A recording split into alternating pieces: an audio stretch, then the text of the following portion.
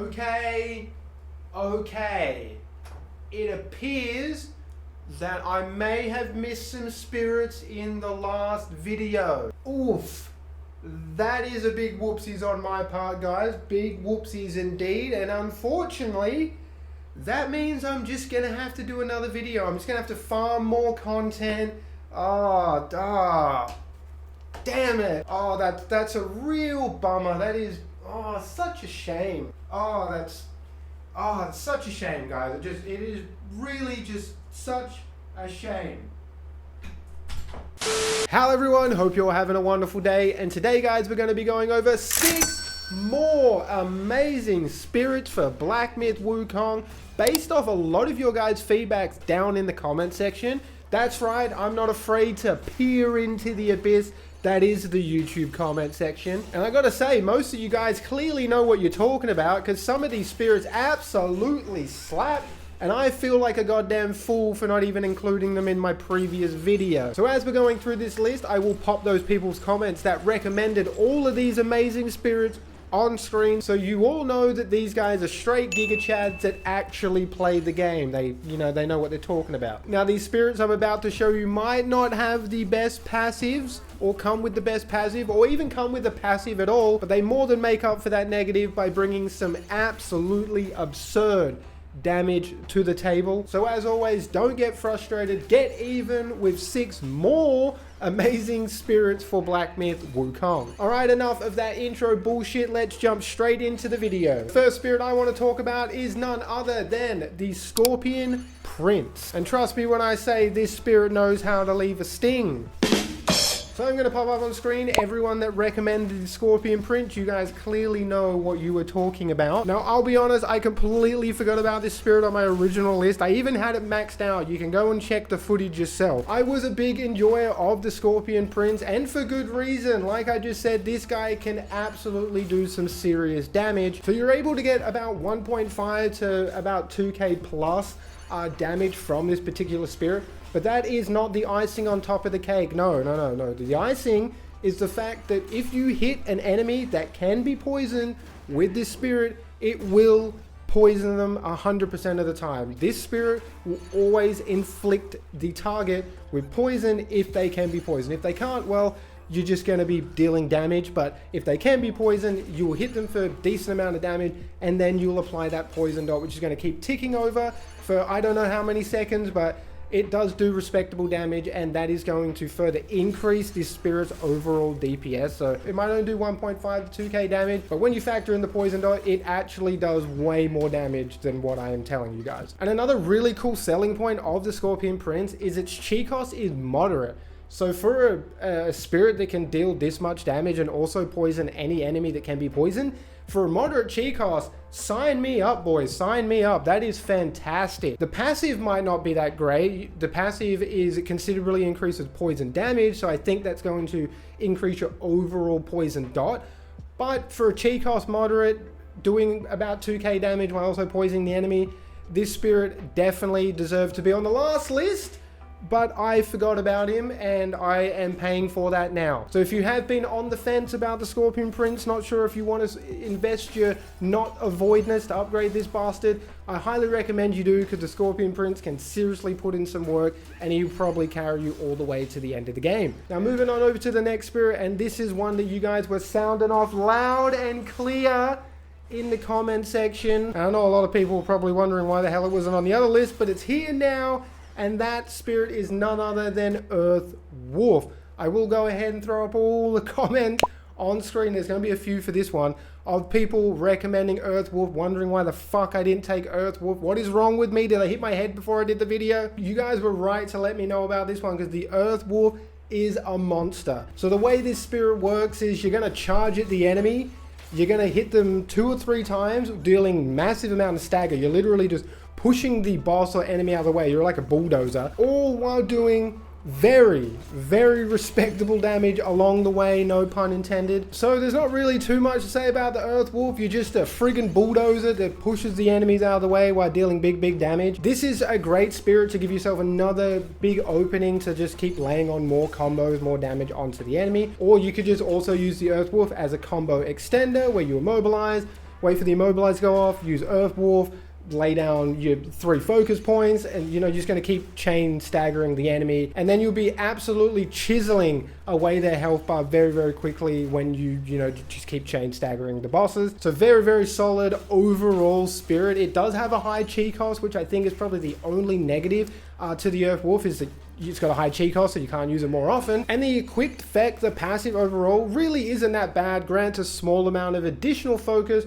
on hit, so you're just going to be able to build up focus even quicker to unleash 3 or 4 focus points on the enemy for big damage. And again, thank you to everyone that recommended this spirit. The Earth Wolf is an absolute monster, and if you're like me and you haven't tried the Earth Wolf out, you really need to, because the Earth Wolf is seriously an amazing spirit. Now moving on over to the 3rd spirit on this list, and this is another one that I completely forgot about. Apparently I really did have smooth caveman brain that day when I did that video, because not only did I forget about the Scorpion Print, I also forgot about the Tiger's Acolyte. Again, I will pop up on screen all the people that did recommend the Tiger Acolyte. I think there was a few of you down there in the comment section. And I don't know how I forgot about this spirit, because this spirit is really good. It's one of the spirits I used through my first playthrough of the game that got me through a good section of the game too. So the way this spirit works is you're just a big dude with a sword. You're going to charge in forward and you're going to slash. So because you are using big sword and you dash forward with a slash, it's very hard to actually miss with this spirit. Even if you try to miss with this move, you'd probably still hit enemies with it. It's just that good. Now with my particular setup, I can get like 2500 plus damage, but with a more mid-tier setup, you probably will still see 15 to 2k damage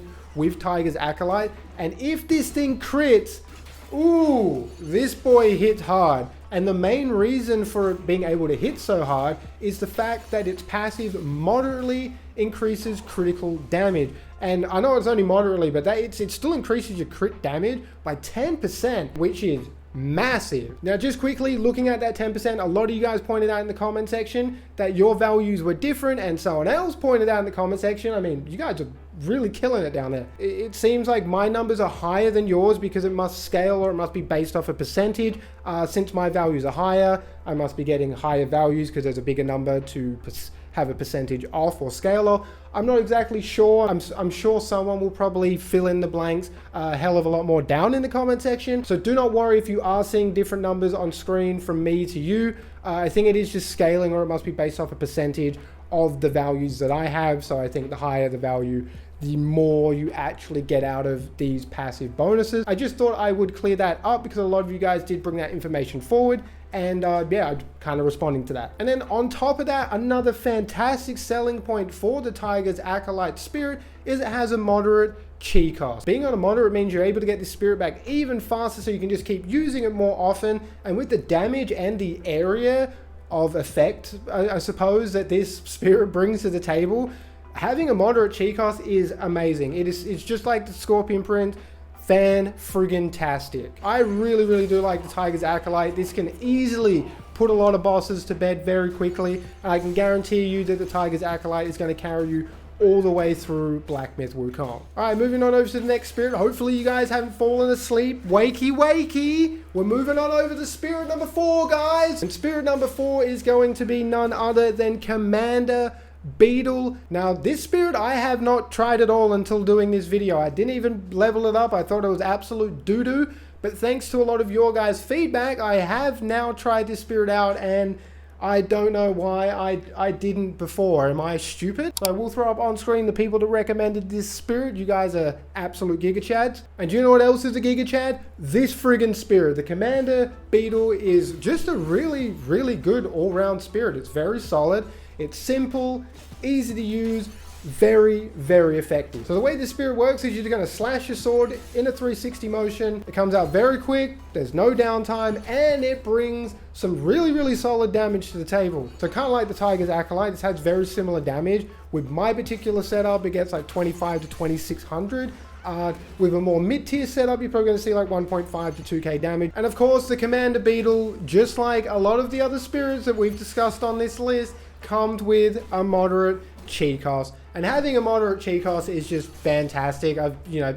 I sound like a broken record here. I've already probably said it like 10 times. But if you use the drink in your gourd that refills your chi, you only have to down your gourd like 3 or 4 times, and you're going to get your moderate chi cost spirit back with just 3 or 4 sips of your gourd, as long as you've got that chi replenishing drink inside your gourd, which is good if you want to spam the spirits as much as possible. Like with a moderate spirit, you can get the Scorpion Prince, Commander Beetle, Tiger's Acolyte off about 3 times in one fight if you don't mind just downing your gourd to get your spirit back. It's something I like to do a lot to get the clips and everything. It just feels good to slam dunk on the boss. It's like, you slam dunked on me once, now it's my turn. You're going to get full force of all my spirits 3 times. That's personally why I just really like the moderate chi cost, and it's great that the Commander Beetle is also moderate chi cost, because like I said, it's simple to use, very quick spirit that does really solid damage, and you can get it back even quicker, which means you can just use it more often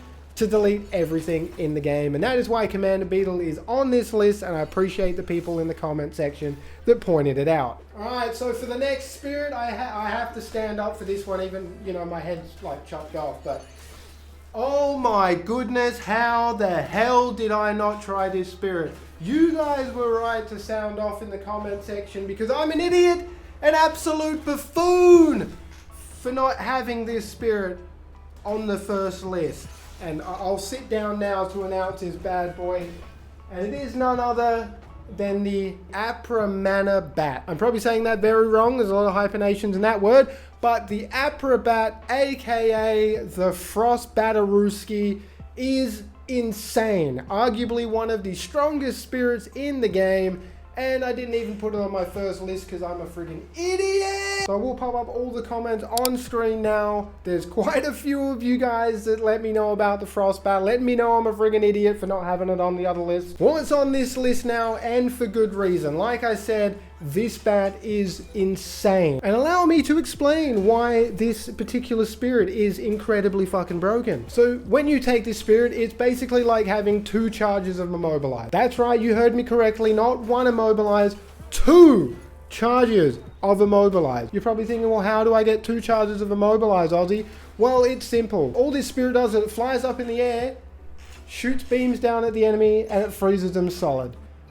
Friggin' solid, in place, not moving, just like Immobilize. So yeah, having like 2 charges of Immobilize at the ready is kind of insane. So now you can just immobilize the target, do some damage, wait for the Immobilize to break, or you crash them out, use the bat, now they're frozen solid, do a bit more damage, wait for you to crash them out, and then you could use fucking a transformation. You might even have Immobilized back at that point, I don't know. But either way, you can keep chain CCing the enemy, chain staggering the enemy with this particular spirit. It is absolutely insane. I can't believe it freezes like 90% of the enemies in this game. There's only a few enemies you're not going to be able to freeze in place with this spirit, like a lot of stuff in chapter 3, obviously, because you're in a fucking snow area, and also the ice deer in chapter 6. I think off the top of my head, they're the only enemies I could think of that you cannot freeze solid with this spirit. So like more than 90% of the game, you're all sweet, baby. Now, usually I say the high chi cost is a bit of a negative, but in this particular instance, it's probably needed, because if the upper amount of bat was a moderate, you'd be able to get it back so often, and you'd just be chain CCing the enemy like crazy. So I think the high chi cost is warranted, given that this particular bat is kind of nuts. I also made it sound like you're just going to freeze the enemy and do no damage. No, you do still do fairly decent damage to the enemy, but the main selling point of the spirit is the fact that it freezes them solid in place, so you can just continue your combo without having to worry about anything. And then of course, this spirit doesn't come with a passive. It's one of the reasons I didn't actually try this spirit, is because on paper it didn't really look that great or appealing to me, but hey, freezing enemies in place is pretty fucking strong. So I feel like I might be the only person in Black Myth Wukong that might not have tried the Frostbat, but if you haven't, you seriously need to. It is going to make the game so easy. It is literally going to trivialize more than 85% of the content in this game. Alrighty, we finally reached the last spirit we're going to talk about on this list. And I gotta be honest, I just couldn't decide what was going to be number 6. I had 3 contestants, 3 contenders, battling it out, and I just couldn't decide what was going to be the last spirit. So this is going to be the bonus round. Woo! And we're just going to add all 3 of them into this number 6 spot. So the first one I want to go over is Centipede Guy, however you say that. This spirit's great. You basically just turn into a massive ball and you're just going to roll into the enemies multiple times, like 10, 12 times. I wasn't actually counting, but you do roll into the enemy quite a lot. Only reason why this particular spirit wasn't higher up on the list is I noticed when you get to a lot of these smaller, skinnier, slender NPCs, this spirit can miss. You won't miss the whole move, but you will miss a lot of the move because you're kind of like rolling around them. And because they're so skinny and slender, you do kind of miss them. And that can be a little bit, you know, frustrating, disorientated, that you're using the spirit and you're missing like half your moves. So that's the only reason it wasn't higher up on this list, because this spirit is actually really, really good. At a moderate chi cost, again, fantastic. It means you're just going to be able to get the spirit out more often, and its damage is very respectable, so being able to cast this spirit more frequently is great. Its passive is also pretty decent as well. It's going to slightly increase your movement speed, which we all know you have to run pretty much everywhere in this game except the last chapter, so being able to move around quicker is just going to be a massive time save, so you can spend more time fighting and less time running. So overall, Centipede Guy is really, really solid. So the next one on this little bonus section is non-white. Now, non-white actually surprised me a lot. It's not one that I don't think anyone recommended. If anyone did, I do apologize. This is just one that I'd been testing out, and I was actually really surprised about how much damage this does do if you can get all of the spines that this spirit shoots out to hit the target. Again, sometimes if the boss moves around a lot or is really slender, you can miss some of this spirit's move. But if it does all hit the target, it does do very respectable damage, and it will always poison them. Like I said, if you get all the spines or thorns to whatever they are to hit the actual target, it will poison them, I'm pretty sure. It might not, even though it might not have as much damage as a lot of other spirits bring to the table, being able to poison the enemy, having that poison dot is just going to further increase the spirit's DPS. And again, moderate chi cost, baby, which I think does give this spirit just an extra selling point. It is high chi cost, it wouldn't even be on the fucking list. And the equip effect isn't really that bad. It moderately increases poison and frost damage. It's going to be really beneficial to maybe like transformations that you might be using the poison frost. Or also if you set up like a poison build, this is going to further increase your poison damage. And then last but not least, I might get roasted a little bit for this one, is the Rat Governor. Now I know in one of my previous videos on the lightning build, I did say that this spirit was doo-doo. I will eat those words now. If I could fucking physically grab those words and just shove them down my mouth, I would. I would seriously eat those words because I'm going to. After a few people in the comment section did mention the Rat Governor again, I've actually warmed up to this spirit. I was, again, smooth brain caveman thinking it doesn't do any damage, so my little walnut brain didn't see big number, and I was like, oh, this spirit must be bad. Not realizing how this spirit actually works. So the main thing that this spirit does is it will put the lightning status effect on the target if they can have the lightning status effect applied to them. And you're probably like, well, why is that beneficial, Ozzy? Well, when an enemy is affected with the lightning status effect, they take double damage. Well, I'm exaggerating there, but they take increased damage. I don't know if it's double, it might be, but it makes the enemy weaker when they are inflicted with lightning status effect. So on paper, the Rat Governor is kind of doo-doo, but it is another spirit that is used to further buff your DPS and further increase the damage that you do. I did get one of the biggest crits I've ever gotten on a boss using Rat Governor, so I think that speaks enough for itself. So I do apologize to everyone when I kind of maybe said that Rat Governor was a bit doo-doo. It still is a bit doo-doo, but the fact that it increases your damage by as much as it does by applying that lightning status effect, I'm eating my words, the Rat Governor is actually pretty decent. And that is basically it for the video. Hopefully I didn't bore you guys to death. And if I didn't, maybe hit that like button, hit subscribe if you want to. It really does help the channel out. I'm going to ask the same question I did in the last video. Do you guys agree with my list, or do you think I'm just huffing bath salt